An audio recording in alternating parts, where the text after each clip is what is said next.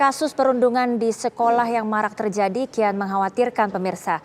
Tak hanya menyisakan trauma yang tentunya mempengaruhi kondisi psikologis anak, korban perundungan di sebagian kasus juga nekat mengakhiri hidupnya karena tidak kuat menahan beban dianiaya secara fisik, verbal maupun mental oleh rekan sebaya mereka di sekolah. Kali ini sudah bergabung bersama kami ada Ibu Tami yang merupakan orang tua di mana anaknya menjadi korban perundungan, serta ada Deputi Bidang Koordinasi Peningkatan Kualitas Anak, Perempuan, dan Pemuda, Ibu Woro Sri Hastuti. Selamat siang Ibu Tami dan Ibu Woro. Selamat siang. Selamat siang, Baik, Mbak Prima dan Ibu Woro. Ya, Selamat siang Ibu Tami, Ibu Prima. Kita mau ke Ibu Tami terlebih dahulu. Kami ingin mendengar cerita anak Ibu usia berapa, kemudian apa yang dialami oleh anak Ibu? Oke, baik. Anak saya saat itu usia mungkin sekitar 11 ya, 11 tahun, 10-11 tahun, kelas 6 SD waktu itu. Ya, sebagai anak baru waktu itu anak saya anak baru pindahan dari luar kota gitu. Jadi mungkin anak-anak yang terbiasa punya power di kelas gitu ya. Jadi untungnya anak saya tidak sampai mengalami bullying secara fisik. Jadi udah ketahuan duluan gitu loh. Ini kenapa ya gitu. Saya ingin sebagai orang tua kan ingin nih anak pindahan kemudian akan menghadapi UN. Jadi dia harus siap gitu. Tapi sedih terus gitu kalau mau ke sekolah, sedih beda dengan adiknya gitu. Setelah saya suruh cerita ya itu akhirnya keluar cerita-cerita gitu ya anak-anak tuh. Jadi yang dilakukan teman-temannya tuh misalnya anak saya masuk kelas gitu kan, assalamualaikum dulu, balik lagi belum assalamualaikum gitu. Oke, dikerjakan sama anak saya kayak gitu. Tapi anak lain nggak disuruh assalamualaikum, kok cuma aku kayak gitu. Kemudian banyak sebetulnya cerita yang anak saya udah ingin lupakan sebetulnya itu ya, karena di usianya dia yang udah menjelang dewasa sekarang tuh dia udah ingin melupakan lah, tapi masih berbekas, jadi dia masih nggak mau ketemu teman-teman yang dulu melakukannya gitu. Ada pengalaman perpeloncoan ya Bu ya, kalau bisa kita sebut, terhadap anak baru ketika itu. Berapa lama Bu dilakukan perundungan itu? Kalau pastinya saya kurang yakin ya berapa lama, tapi anak ini kok kalau mau ke sekolah pegangan tangan kan saya antar, satu tangan saya pegang adiknya gandeng ya, satu tangan pegang dia gitu. Kenceng sekali tangan, ini anak kenapa ya gitu. Sempat saya sampaikan ke wali kelasnya, kata wali kelasnya nggak ada masalah. Jadi mungkin wali kelas kurang apa ya, sibuk gitu ya, jadi mungkin kurang memperhatikan, dan dia lihat anak saya tuh nggak ada masalah kok, penyesuaian dirinya bagus dan lain sebagainya. Tapi enggak, ini ada sesuatu, anak saya ini mau ngadepin UN gitu. Akhirnya saya coba ke guru BK, ke kepala sekolah, dan alhamdulillah, dan akhirnya juga kepala sekolah melihat sendiri gitu, membuktikan sendiri gitu, dan bisa diselesaikan lah, alhamdulillah lah. Akhirnya bisa dimediasi ya. Sekolah, gitu. Anak Ibu laki-laki atau perempuan Bu?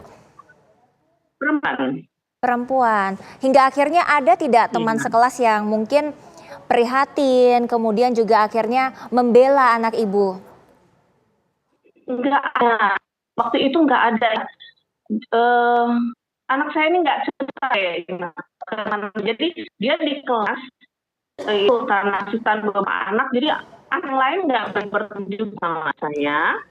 Tapi anak saya karena senang bergaul ya, dia akhirnya temennya dari kelas lain gitu.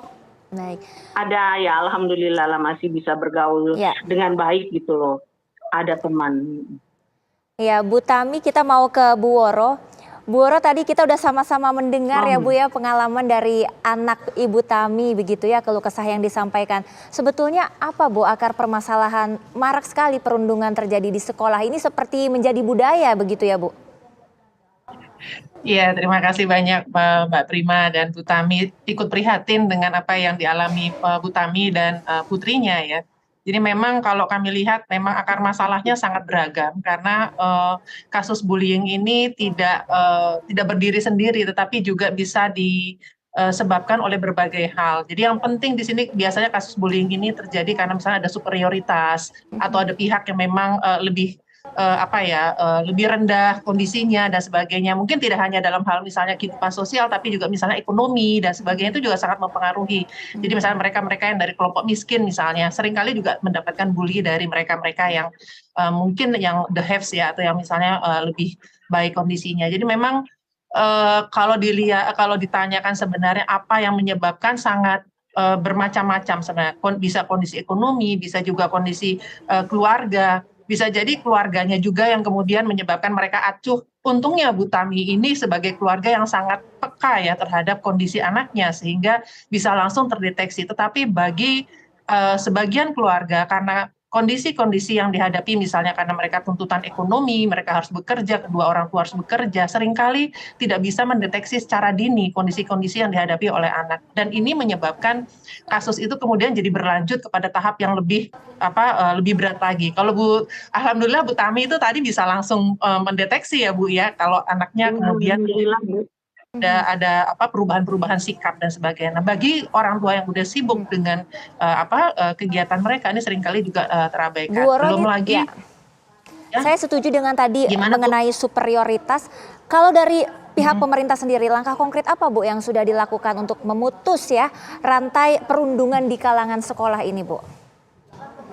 Iya, jadi sebenarnya Kemendikbud ini sudah sangat bagus sekali ya. Mereka sudah mengeluarkan Permendikbud nomor 46 2023 yang merupakan penyempurnaan dari Permendikbud nomor 82 tahun 2015 yang pada intinya adalah ingin melakukan upaya-upaya pencegahan dan penanganan kekerasan di satuan pendidikan, di lingkungan satuan pendidikan. Dan di situ pun juga sudah diamanatkan bagi guru, bagi peserta didik, dan juga pada orang tuanya pun juga untuk melakukan upaya-upaya pencegahan dan penanganan terkait kalau terjadinya kekerasan di dalam satuan pendidikan.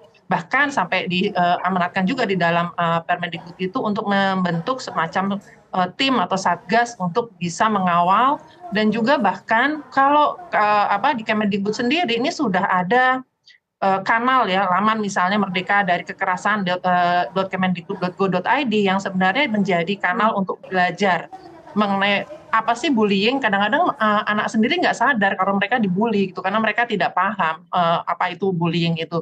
Mungkin juga orang tua juga tidak paham seperti apa. Nah, ini bisa dipelajari dari Merdeka dari Kekerasan.kemendikbud.go.id.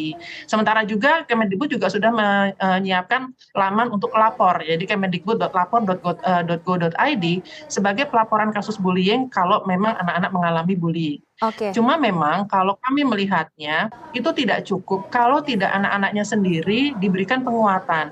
Maka sebenarnya salah satu program yang menurut kami cukup bagus juga yang dilakukan oleh Kemendikbud ini adalah membekali baik guru maupun siswa mengenai pemahaman-pemahaman terkait dengan bullying dan bagaimana menghindari dan mencegahnya. Dan ini kemudian mereka dilatih, dikasihkan bimbingan teknis untuk kemudian mereka menjadi agent of change. Ini yang sudah dilakukan di 34 provinsi dengan 10.000 sekolah. Tapi memang kan sekolah ini jumlahnya sangat banyak, jadi belum menyentuh kepada semua sekolah. Tapi ini satu langkah baik yang sudah dilakukan untuk membekali siswa. Jadi kalau kita bicara bullying ini kan sebenarnya Bu Woro, siswa ada kita dalam lingkungan mau dengarkan respon dari Bu Tami ketika sudah mendapat penjelasan dari Bu Woro. Apakah sudah cukup puas Bu atau ada masukan lainnya? Iya, memang tadi saya baru dengar ini Ibu ada laman-laman yang bisa kita akses untuk menambah pengetahuan kita, itu bagus sekali loh Bu.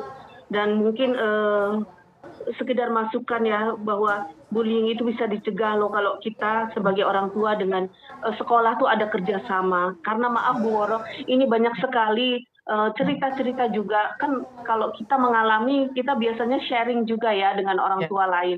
Itu banyak juga yang mengalami tapi guru nggak berani berbuat apa-apa. Itu juga banyak. Maaf ya, apalagi di sekolah-sekolah swasta yang mahal gitu kan, si guru sudah sering dapat oleh-oleh dan lain-lain dari orang tua yang membuli itu, biasanya si guru akan dia nggak bisa berbuat banyak gitu loh. Sulit untuk berlaku adil begitu. Bagaimana Itu tanggapannya sekedar Bu Woro? masukan sih ya untuk bagaimana? Ya, bagaimana tanggapannya Bu Woro? Ya, terima kasih Bu Tami. Ini mungkin memang ada ya kasus-kasus terjadi seperti itu. Tapi sebenarnya tadi yang saya sampaikan pada saat kemudian kita juga bekali guru, Jadi kita berikan bimbingan juga kepada guru bagaimana menyikapi terkait dengan kasus bullying ini. Harapannya guru-guru juga bisa bersikap objektif di dalam menyikapi terkait kasus-kasus bullying ini. Dan sebenarnya sudah ada tim tadi yang saya sampaikan yang bisa menjadi tim untuk melakukan pengawasan terhadap kondisi yang terjadi di sekolahnya kaitannya dengan kasus bullying itu. Baik. Itu yang memang sebenarnya kami siapkan. Gitu. Bu Woro dan Itu, Bu Tami, terima kasih banyak untuk kesempatannya siang hari ini sudah mau berbagi bersama. Semoga kejadian serupa tidak kembali terjadi kepada anak-anak Indonesia lainnya. Sekali lagi terima kasih Bu Tami dan Bu Woro.